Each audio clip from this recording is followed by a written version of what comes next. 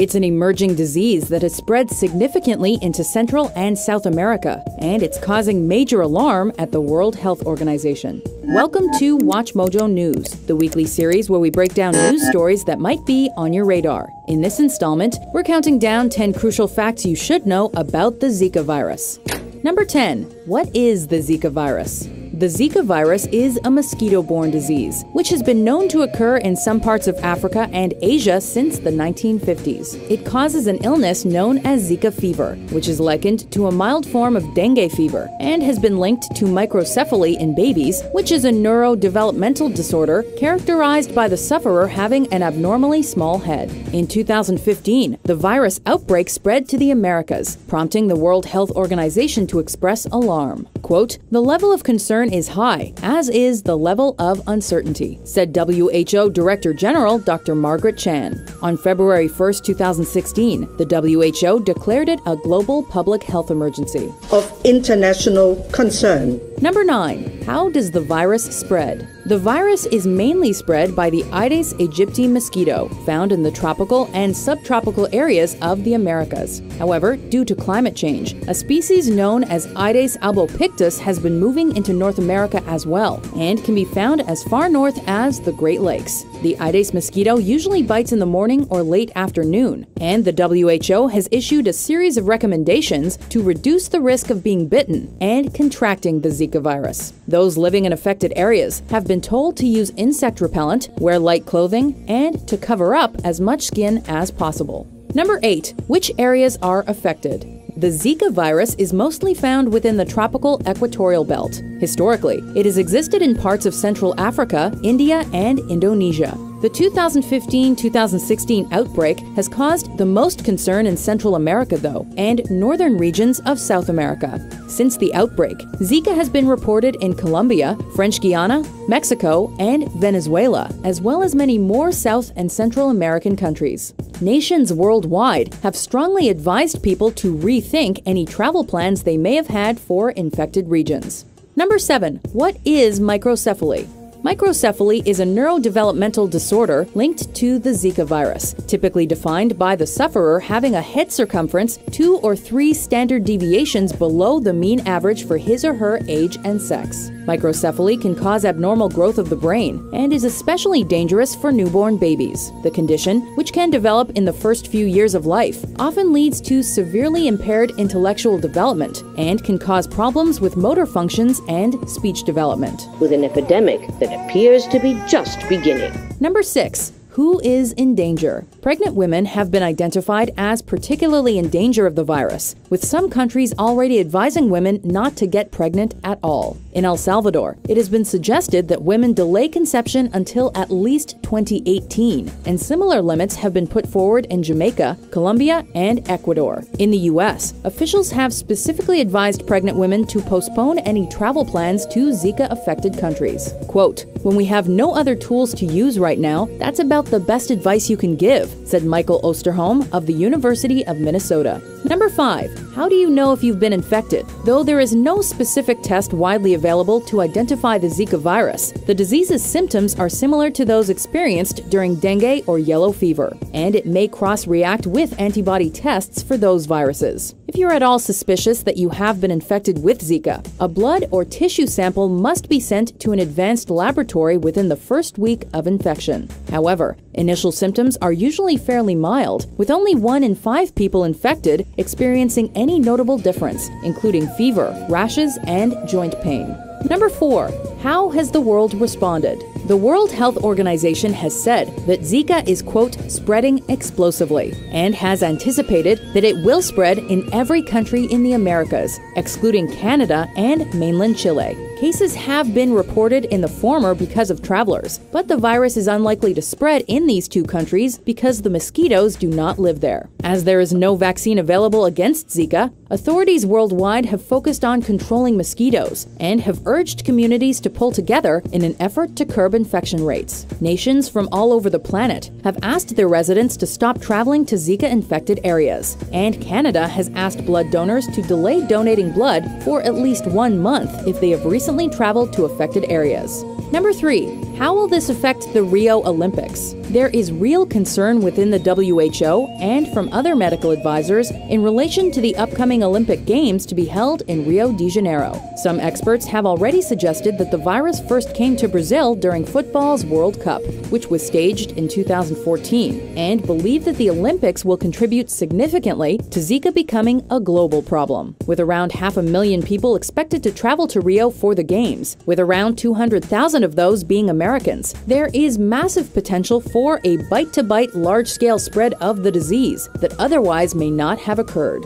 Number 2. Is there a cure? There is no cure for the Zika virus, with treatment focused on symptom relief. Similarly, there is no cure for microcephaly, though progress has been made to ensure that sufferers are able to live with the condition. Despite the illness being close to dengue fever, experts are cautious about whether any vaccine could be adapted.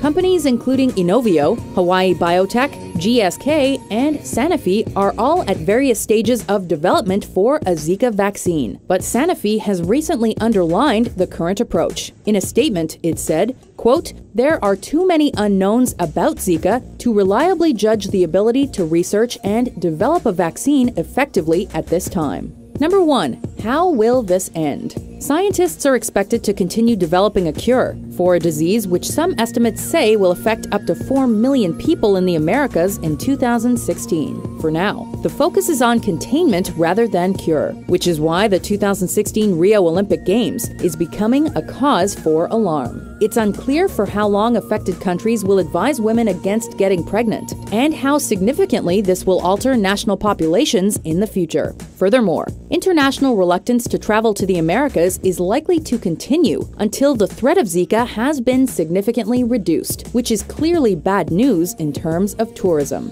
In the meantime, countries all over the world are working to prevent Zika from entering too aggressively into their borders. Did these facts get you thinking? To vote for which news story is covered next, head over to watchmojo.com/suggest. And be sure to hit that subscribe button for more newsworthy top 10s published every week.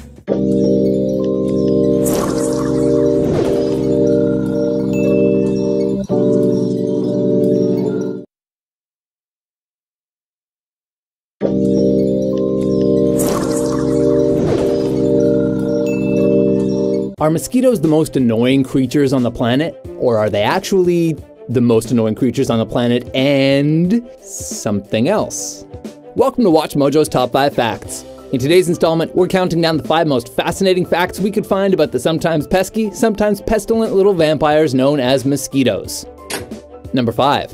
The war on mosquitoes is getting creative.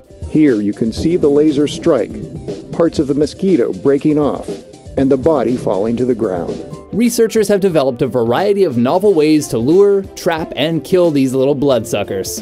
For one, researchers at James Cook University have zeroed in on the exact frequency of sound that attracts male mosquitoes, 448 hertz.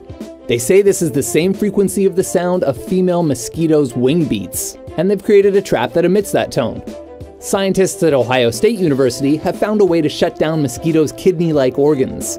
Down in Florida, they've discovered that traps that use black lights are more effective than fluorescent light traps. You know what I always say? Black light attack! What? Further south in Guatemala, Canadian researchers have had great success with this low-tech solution made from recycled materials. And another team from the USDA has seen encouraging results in luring mosquitoes to pesticides by mixing them with sugars. For a spoonful of sugar helps them Pesticide. go down. Number 4. Mosquitoes pee on you while they bite you. Yep, mosquitoes add a few hundred nanoliters of insult to the quasi-injury of their bites. When a female mosquito sinks her proboscis into your bloodstream, she gorges herself on the equivalent of her own body mass in blood. In order to make room for all that delicious red, she's got to get rid of all the excess water and salt in her body. So, yeah, she pees it out. Also, before and during feeding, she's injecting her saliva into you as an anticoagulant, so your blood doesn't clog up her proboscis. Saliva, urine, blood, probosces. I suddenly feel like we've got a very intimate relationship with mosquitoes. I hope you enjoyed your first blood suck. Number 3. Mosquito factories could mean the end of malaria and dengue. Mosquitoes spread life-threatening infectious diseases like dengue fever, malaria, yellow fever, and Zika.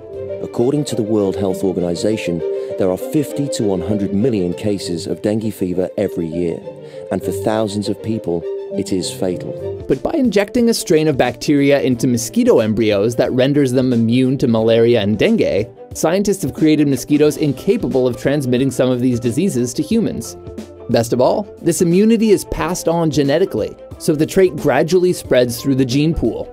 To speed up that process, so-called mosquito factories have been built in various countries around the world, including China and Brazil, that are capable of releasing millions of mosquitoes every week. Brazil implemented this program in 2011, and they saw over a 6-month period, Don, that there was a 90% decrease in the mosquito population, which in turn means a decrease in dengue fever. New research has shown that this same bacteria, Wolbachia, could be used in the same way against Zika virus. Eventually, these diseases could be a thing of the past.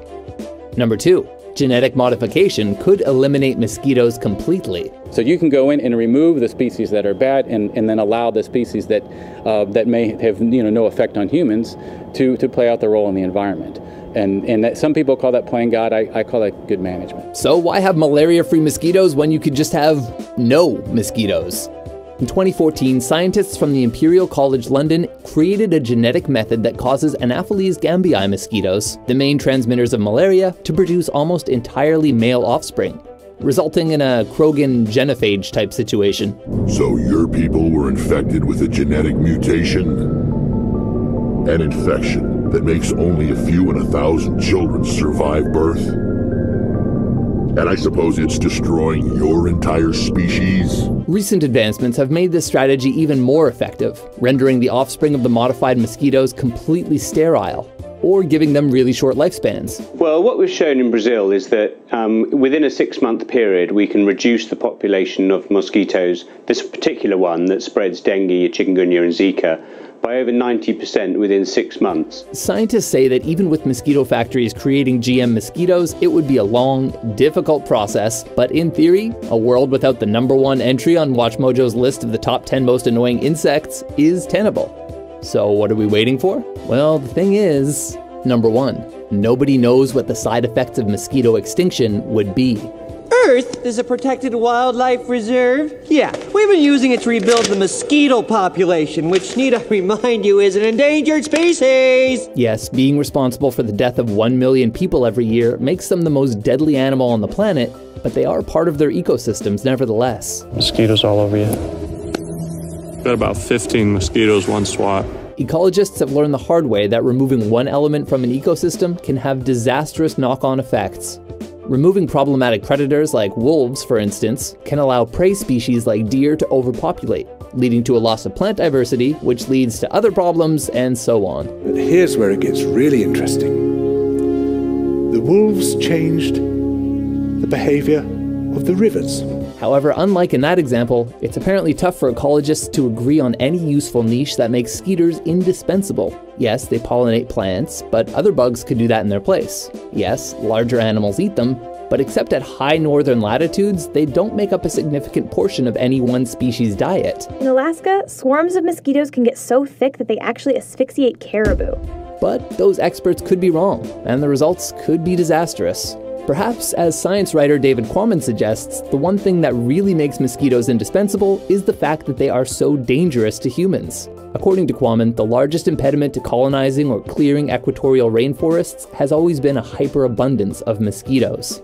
And in the first 8 years of constructing the Panama Canal, some 20,000 people died of mosquito-borne diseases.